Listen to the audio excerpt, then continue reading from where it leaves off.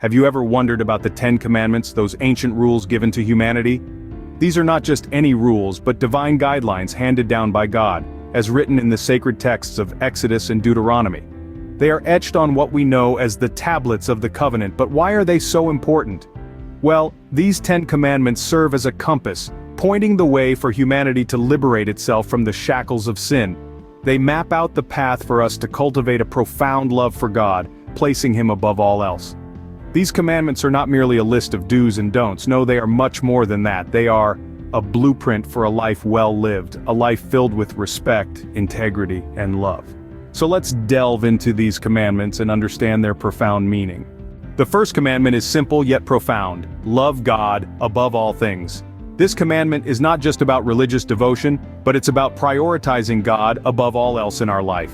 It's about centering our existence, our decisions, our actions, and our hearts around Him. This commandment acts as the foundation for all others. It sets the stage, creating a framework within which the other commandments operate. It calls us to place God at the top of our hierarchy of values, above our desires, ambitions, and even relationships. Why is this commandment so important? Because it's about recognizing the divine source of our existence and acknowledging that God, in His infinite wisdom and love, knows what's truly best for us. It's about surrendering our will to His, trusting in His plan, and humbly accepting His sovereignty over our lives. In essence, the first commandment calls for complete devotion to God. The second and third commandments revolve around respect for God.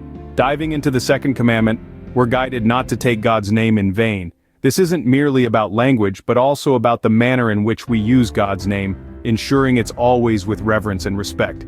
We are reminded that His name carries weight and significance, and should never be used lightly or without thought.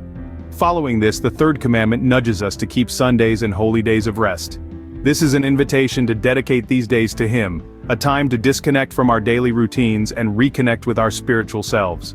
By observing this commandment, we acknowledge God's place in our lives, setting aside regular moments to appreciate His presence. The second and third commandments, therefore, are not just rules but invitations.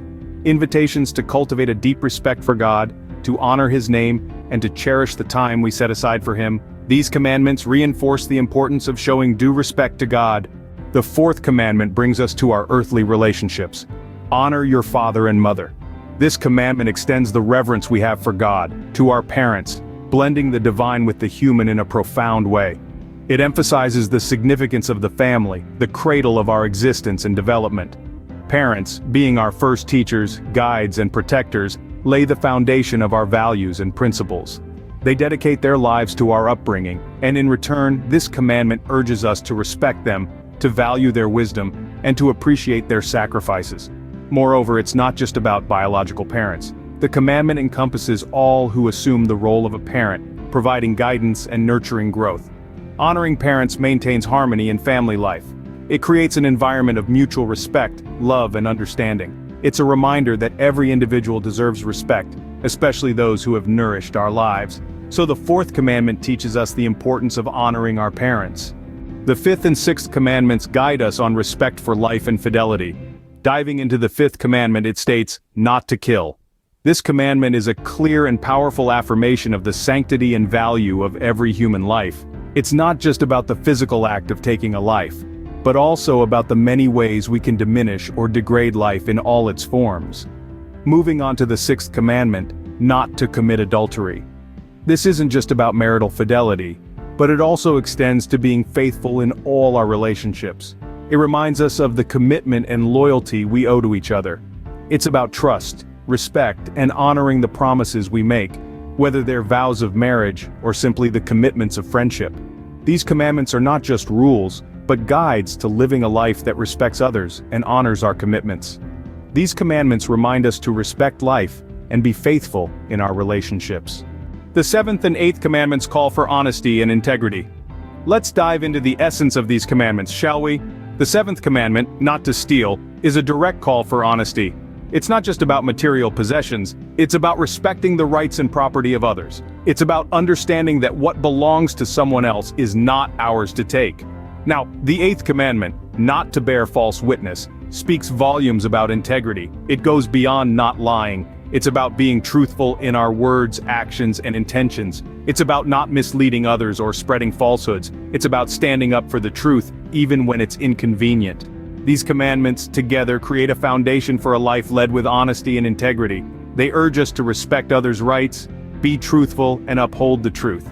They are about creating a just and fair society where everyone's rights and property are respected. So, these commandments guide us to lead an honest life with integrity. The last 2 commandments warn us against covetousness. The 9th commandment, not to covet your neighbor's wife, and the 10th, not to covet the things of others, are strikingly clear. They address our innermost desires and thoughts, urging us to respect the sanctity of relationships and the rightful ownership of property. This caution against covetousness is essentially a warning against greed and envy. It is human nature to desire what we don't have, but these commandments invite us to rise above this nature. They encourage us to cultivate a spirit of contentment and gratitude for our blessings, rather than yearning for what belongs to others. These commandments do not merely address our actions, but also our thoughts and desires. They call us to a higher standard of love, respect, and integrity in our relationships and dealings with others. These commandments teach us to be content and not fall into the trap of covetousness. Now that we've gone through the 10 commandments, let's recap. We started with the first commandment, to love God above all things. This sets the tone for all that follows, reminding us that our relationship with our Creator should be the cornerstone of our existence. Then we discussed the second and third commandments, which emphasize respect for God. We are called not to take His holy name in vain, and to keep Sundays and holy days of rest. This underscores the importance of reverence and worship in our lives. We moved on to the fourth commandment, which instructs us to honor our father and mother. In doing so, we acknowledge the foundational role of family and the respect we owe to our parents. Next, we delved into the fifth and sixth commandments, which call for respect for life and fidelity. We're reminded not to kill or commit adultery, thus upholding the sanctity of life and the sacred bond of marriage. In the seventh and eighth commandments, we explored the themes of honesty and integrity. We are directed not to steal or bear false witness, guiding us to live truthfully and justly. Lastly, we examined the ninth and 10th commandments, which warn against covetousness. We are told not to covet our neighbor's wife or the things of others, teaching us contentment and respect for the boundaries and possessions of others.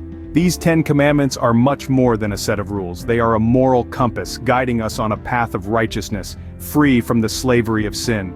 They invite us to love God wholeheartedly and to love our neighbors as ourselves. They provide a framework for living a fulfilling life, grounded in love, respect, and integrity.